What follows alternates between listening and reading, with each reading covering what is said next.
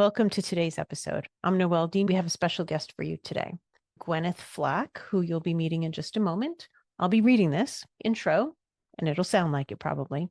Gwyneth Flack, May, is the author of Limitless, Transform Your Life with Intuition and Creativity, a 2025 top 10 inspiring books pick in Aspire magazine.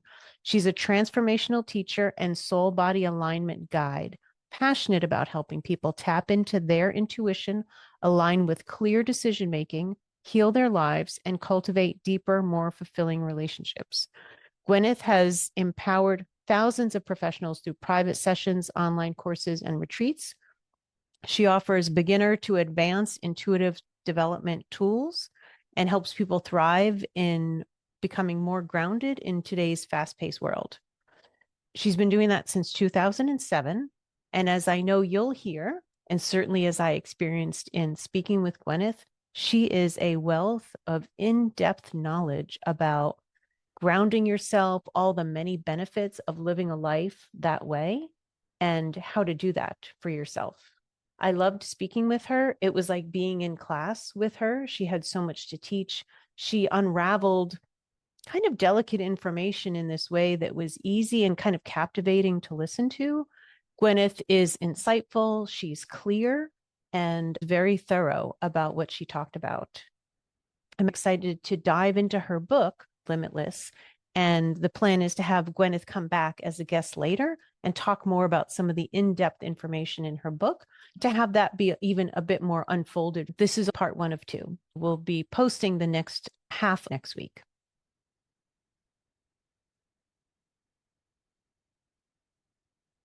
For information is in the show notes for you. Without further ado, I'm going to drop you right into the conversation. Did you know from the beginning of your life in this lifetime that you had the capacities that you have?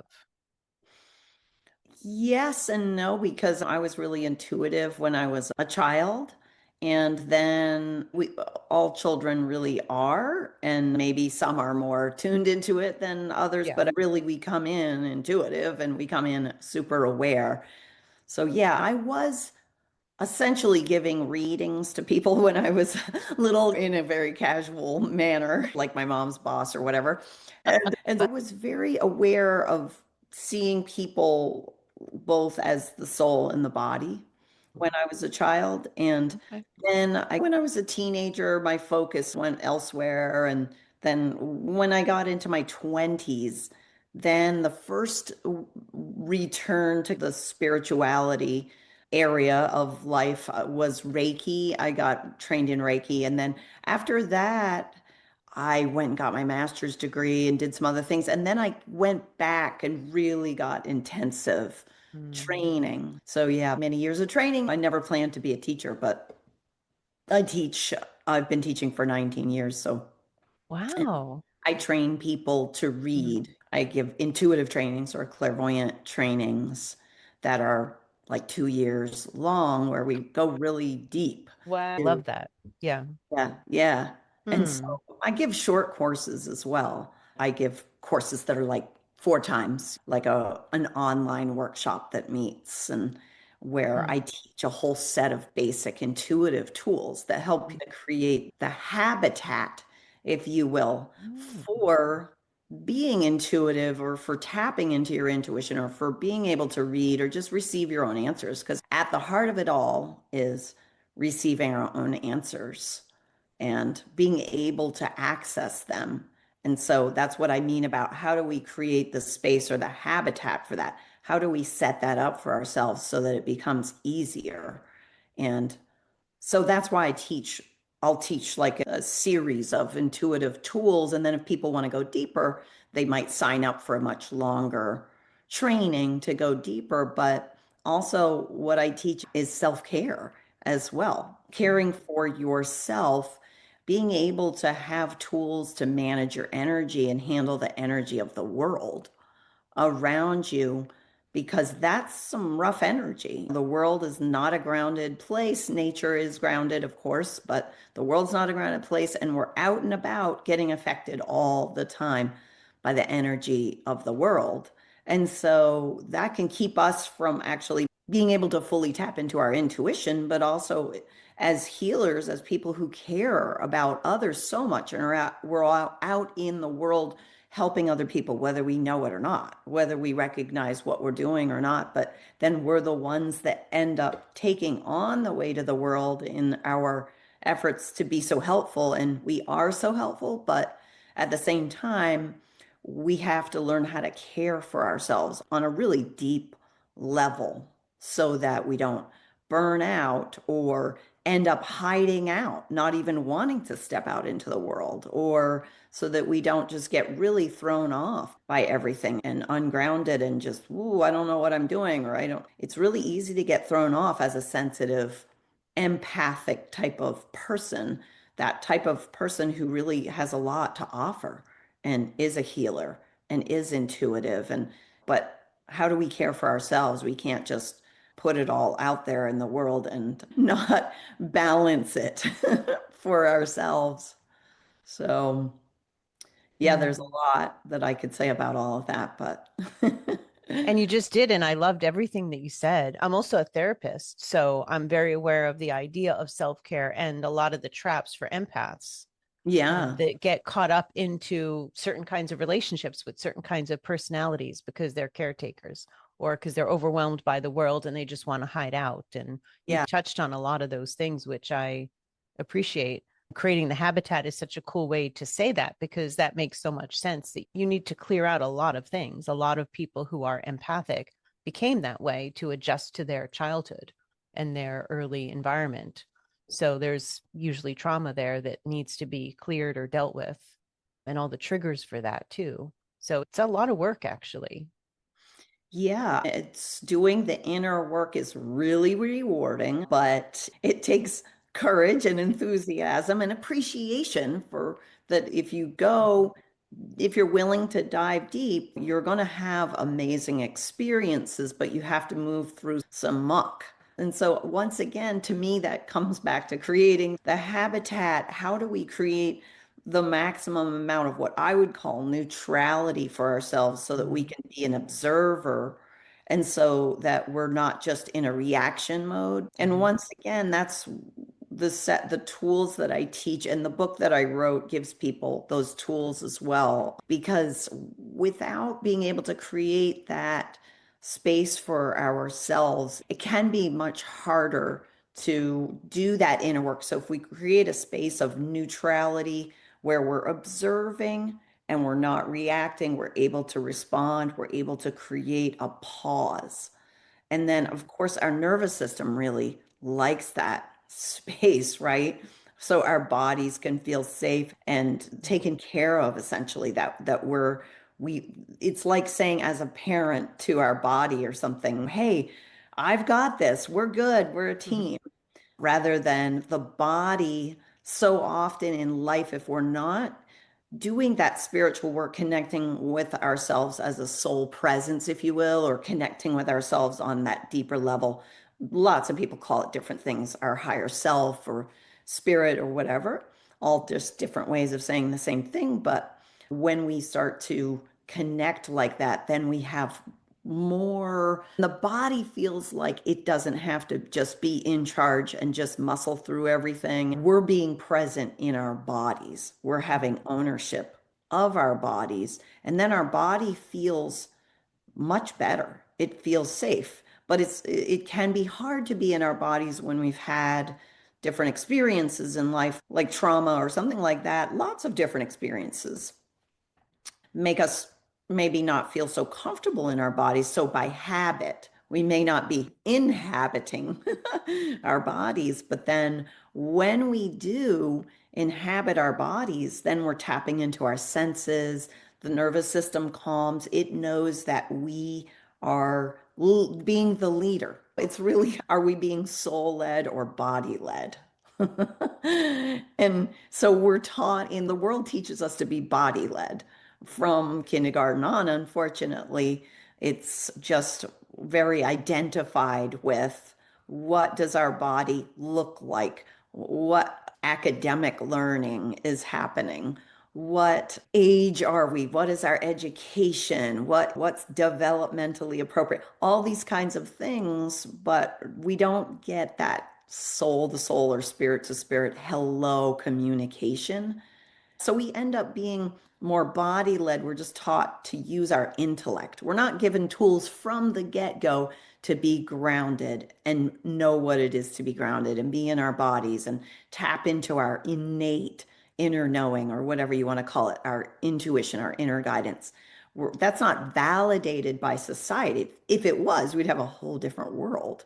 From day one, we get really over focused on building the muscle of the intellect, which is, of course, we know the intellect is really important. We know it's really valuable, but it's so out of balance. And so, really, I think the joy in life, a great joy in life, can be learning how to differentiate between your intellectual knowledge and your intuitive knowledge, and then starting to be more of a team on that level where you're bringing the two together beautifully. If you're writing a book, for example, and you get this idea from your intuitive knowing, wow, that's a great idea for a book. But let's say you get maybe 6 ideas for a book and you go, okay, wait a second. I just got 6 ideas. I don't know if all of them are great, but let me just tap into my intuition. What's most aligned for me to write? What's most aligned with my soul purpose, perhaps? Or maybe we're saying, no, it doesn't have to be aligned with my soul purpose. I'm just going for something that would be really fun to write. You know what I mean? Either way could be legitimate, right? So whether you choose to write, I don't know, like a romance novel because it would be fun, like a romantic comedy or something like that, or you choose to write a book that's going to share some kind of spiritual knowledge, or whatever you choose, that came through your intuitive knowing. And then you use your intuition once again to really hone in on what it's going to be. And then you're going to use your intellect to start to edit as the information comes in through your intuitive knowing. And you're like, great, I just got this great download. This is really neat, but wow, it sure is a mess. It's 5 pages of mess. And so then your intellect comes in to help you edit it and give it shape and form. And then you move into more of that intellectual space. But we're not really trained to differentiate. So we might just stay in that intellectual space and wonder why we got stuck with this book. Oh, I don't know anymore. I can't really make any headway. I'm just trying to think what to say next. I don't really know what to say next because we forgot, oh, maybe it's time to pause and be grounded and then bring in more information, which is really a different space. It's really nice, I think, to appreciate all the different spaces that we can be in the course of a day or a week or a month, and that there's different spaces and different vibrational frequencies that we can be in, different levels of awareness. And to be able to recognize the different levels of awareness for different purposes is really useful. Once again, we're not taught this. And so that's why I think on so many levels, spiritual growth, certain kinds of spiritual growth, intuitive growth can be tremendously beneficial.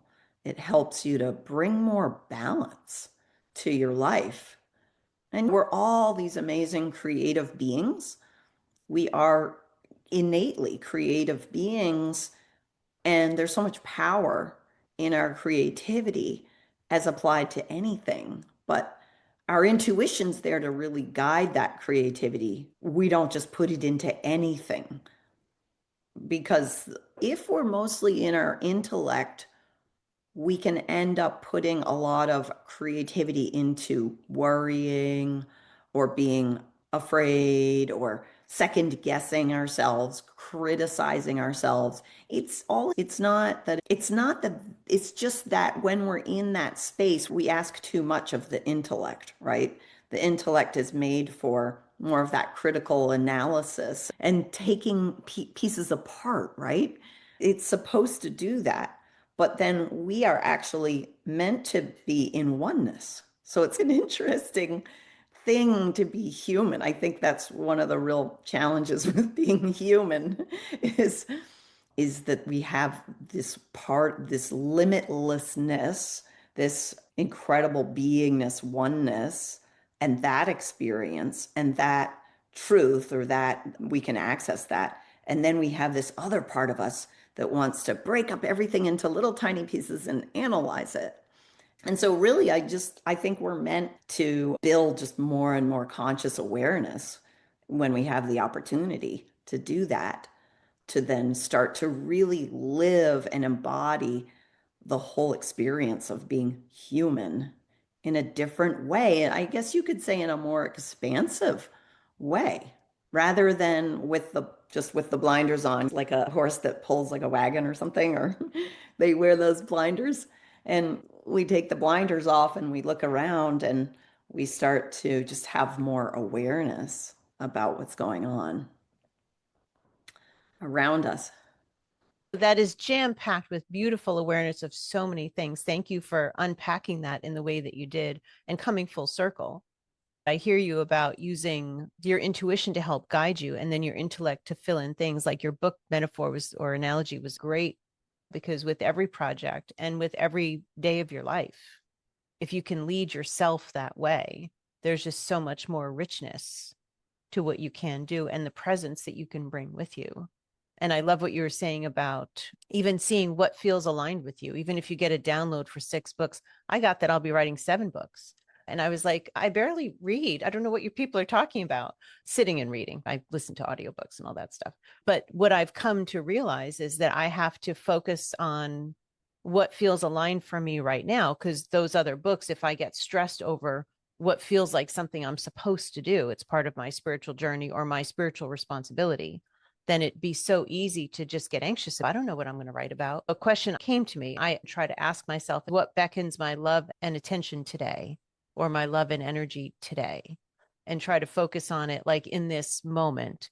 And what can help me be most productive? What am I actually aligned for today? If your body is tired or your brain is lagging, then if you sit with yourself for a moment, you might get for today to do some house cleaning, because the work that you were thinking to do is just, it's not available. Everything that you shared, there's a depth at which I think a lot of us, it escapes us, that kind of sense of balance, really trying to help people understand how to let a lot of stuff go, bring yourself back into your own body and sense of peace. And then what comes will probably always be intuition, because it's got such a different tone. And now it has that kind of balanced, or like you were saying, neutral environment to show up in. It would become a lot more unmistakable that it is intuition. Right. Yeah. The analyzing part of ourselves gets Mhm. so ramped up, Oh, yeah. and it just gets so turned up that we really have to just turn down that part of ourselves, and so that it doesn't run our lives. And we're taught from the beginning that doing is king, kind of thing. I think receiving is queen. I think we want to have balance. We need the balance of doing.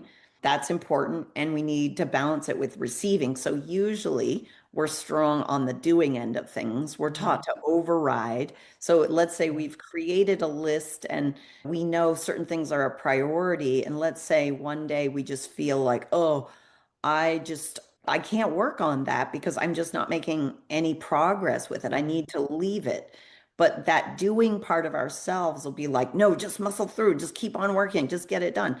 Where in actuality, if we tap into our intuitive awareness, that part of ourselves, it's, you know what? Go down to number 7 on the list and work on that. And you go off and you work on number 7 on the list, which wasn't the priority.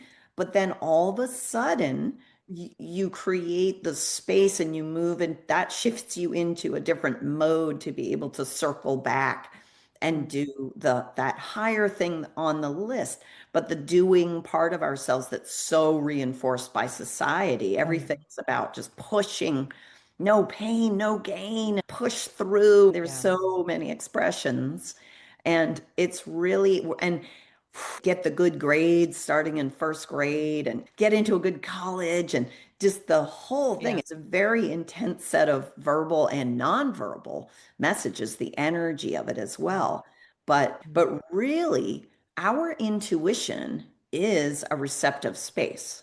So no wonder it can be hard to tap into our intuition and access it because it's a receptive space and we're taught to be in the doing space all the time, and that the receptive space is, we might even get messages in a way that it's lazy, quote unquote. I'm saying that in quotes, that it's lazy or that you're never going to get anywhere or all this kind of thing. You don't have time, all this kind of Mhm. messaging, especially, ooh, not enough time, just got to survive, that kind of energy. But really, we Mhm. have to nurture that space, that receptive space, nurture it, give it space, allow for it, enjoy it, say hello to it, celebrate it, really. And then that receptive space is where we receive our own deepest answers. That really is where we ask and we receive, Yeah. ask and receive. And some of that is figuring out what your questions are too. So sometimes we don't know, well, we just know that something's not right or something's missing or I need something. I don't know what it is or what should I do? And if we start to really cultivate and enjoy, what is my question? Can I really even just get to the heart of what the real question is here? A lot of times that can be surprising. We come up with what our question is and we didn't fully realize. And Mhm. then, boom, we're 50% there to getting our answer. If I always feel like you're more than halfway there, if you come up with the most Mhm. aligned question, it's really about the most aligned question for you. And only you can know what that question is. And that can be fun. That's creative. That's creativity. And then, okay, now how do I arrive in my body, own my space, and then open up to being more receptive after I ask when I've developed this great question or set of questions. And then allowing the answer to show up in any number of ways. A song on the radio or a quiet voice in your head that's not negative, to be clear. Your intuition is never going to be criticizing or negative. It's never going to tell you to go out and compete with somebody. It's never going to say, you can't have this, but other people can, all this kind of stuff. So our intuition is always going to be gentle and repetitive. Sometimes it might be loud, but a lot of times it's Mhm. gentle and it's repetitive, it's calm and peaceful, and it's not going to defend itself. And so that's also a really great, I write about this a lot in my book. Limitless Transform Your Life with Intuition and Creativity is the name of the You want to book. hold it up? Beautiful cover. Oh, thank you. Yeah. I write a lot about that where we can just end up our that intellectual part of ourselves, that thinking part of ourselves will just squash the Mhm. intuition. Not because there's anything wrong with intellect, but just because we haven't practiced it enough, just giving the space for it. But that the intellectual part of ourselves seeks to defend, if you defend your thesis when you go and you get a master's degree or a PhD or whatever, you Mhm. defend your thesis. The intellect is going to defend what it knows within the context of what it knows. And the intuition is not going to defend itself. Intuition is defenseless, if you will. There's nothing to defend. That's why sometimes it's hard for it to have space at the table Mhm. because it's not out there. You know how some people are really like good at defending their viewpoints and really speaking up and advocating, and that's great. That's a great skill if you're a person that's good like that. But then there's people that just they know, but they're not really going to get in there and defend themselves. You know Mhm. what I mean? And yeah, so it's interesting. It's a real journey to build, I think, build that trust and that real relationship. It's a relationship that we build over time. It's not just a magic one-off thing that happens. And I think the thing with your intuition is to build it slowly through the little things rather than so often when somebody, let's say, when they come to me for a reading or something like that, they've saved something really big and important and they really need to know the answer. But if you build trust with your intuition from the beginning with little things, practicing with little things, then when those big questions come up for you, it'll be much easier to have a relationship of trust, knowing when the big questions come up. What do I do with my career? Do I get a divorce, or do I marry this person, or where do I go to college, or where do I get my PhD or get a job? What's really important for me in terms of my children, knowing what's best for them, all these kinds of things. We save up sometimes our intuition or the appreciation for our intuition until we have these big questions, but then we don't have the trust, that simple basis of trust built up. Thanks for spending this time with me on Mediumship Sparks. If this episode resonated with you, please like it, subscribe, rate, and certainly share it with somebody else who could benefit. If you're interested in any support I might be able to provide as you navigate your spiritual path, please feel free to check out my offerings at connectingwithnoelle.com and reach out at mediumshipsparkspodcast@gmail.com. Take good care of yourself, and I'll look forward to being with you again soon.